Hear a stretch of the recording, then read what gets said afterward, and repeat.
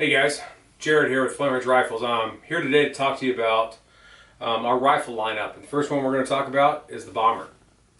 The Bomber is what we would call our long-range hunter, long-range tactical setup.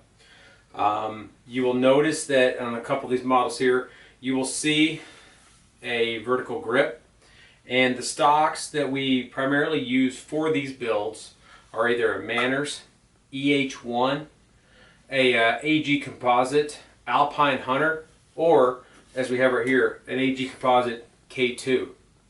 So with the Bomber, as with any of our other builds, you can use the different actions and think of this as more of just like the stock choice. Any one of the stocks and actions can be crossed over to make any combinations of our builds. So I'll probably be redundant with these videos as we go through the Bomber, the Ridge Runner, and the Ascent, but just so you know. Okay, so this one that I'm holding right now, this one is actually built off of a Terminus Kratos Light action.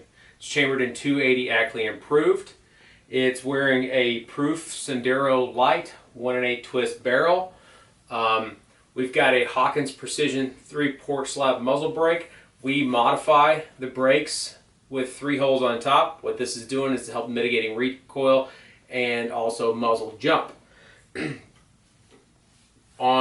We have also installed on this one an Area 419 ARCA rail attachment. These are things that can also be installed from the factory with AG or Manners as well. Another good options are the new Salmon River Solutions Hunter rail, which can go all the way down if that's your flavor.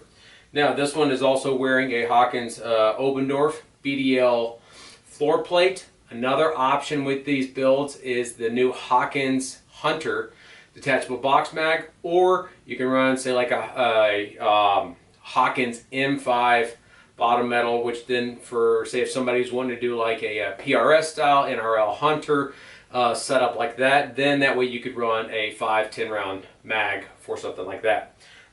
Triggers on these guys. The triggers are that we primarily use are Trigger Tech and Temney, so they both are great triggers. This one has actually got a Trigger Tech Diamond in it. And this one right here is wearing a Trigger Tech Primary.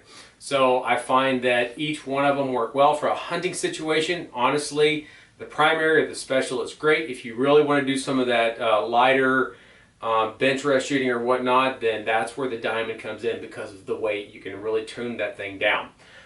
Most of the time with our triggers, we have them set at around 2 to 2.5 pounds for a hunting type setup.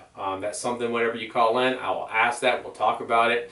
If you desire a heavier pull, we can do that as well, accommodate. If you want a lighter pull and you want that 1.5 pounds, absolutely, we'll do it. I want to show this build right here as well. This one is a where we took a 700 and we true blueprinted a 700 to do a similar style setup. This one got the full works. The bolt was fluted. We opened up the receiver, side bolt stop. We're in the AG Composite K2 stock. You'll see an Atlas rail. This one has actually got a Precision Rifles 5-port self-timing muzzle brake. And the reason why it's wearing such a big brake is this one is chambered in 338 rum. It's slinging the 300 grain bullets around 28-20 and still doing some low development with the 285s, but this is probably the one that I'm going to be taking out west this year, elk hunting. If you notice the difference too between this one and this rifle is this one had a Picatinny rail. This one is set up with the Hawkins Precision Hybrid Long Range Hunter rings. Gives you 25 MOA of camp built into the setup. Wearing a Zeiss Conquest V4 scope, 6-24 by 50.